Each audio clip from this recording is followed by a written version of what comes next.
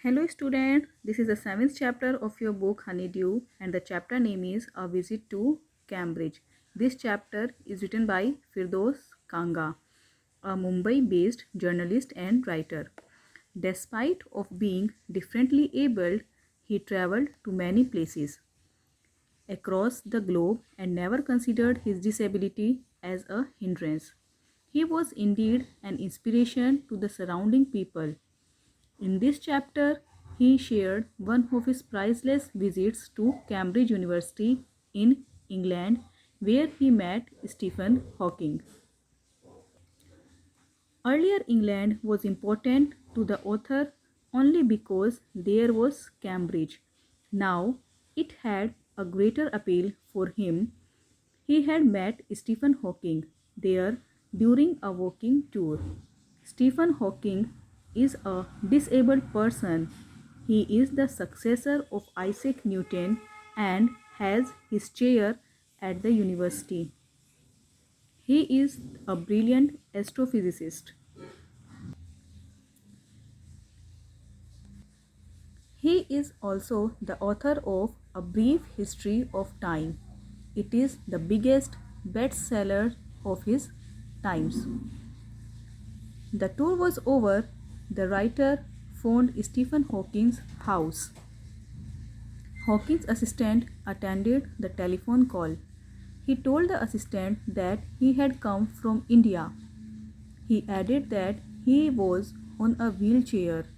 He mentioned that he wanted to write a book about his travels in Britain. Then he expressed his desire to see Stephen Hawking. The time for his meeting the professor was fixed. It was from 3:30 to 4. The interview began on time. The writer felt that the disabled got fed up with people asking them to be brave. They got stronger on seeing somebody like them achieving something huge. A computer voice replied that Professor Stephen Hawking hadn't have ever been brave. He had no choice in it. The writer told him that most people think that the disabled people are chronically unhappy. He asked Hawking if he found this amusing.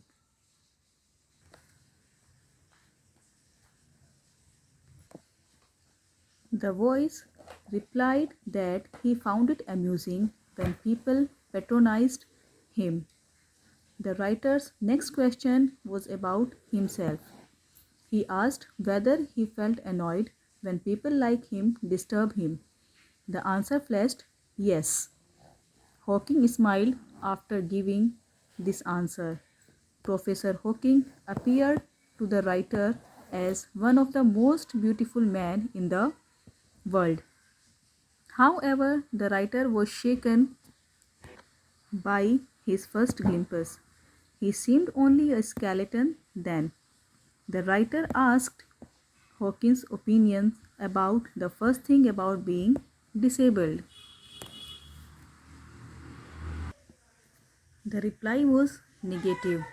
The writer's next question was if this didn't help him discover great kindness in the world. The voice agreed fully with the writer. Like others, the writer also got highly inspired by the answers. This idea didn't appeal or console Hawking. The question made the writer feel sorry. Others' admiration of Hawking's living could not console him. Then the writer asked him about his advice to the disabled people. The voice advised the disabled to concentrate on what they are good. They should try nothing beyond it.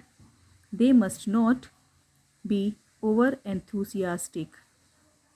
Then the writer saw Hawking's big garden. At last he wheeled out. The writer found his journey successful and inspiring. Okay student, so this was the explanation of the chapter A Visit to Cambridge. Thank you.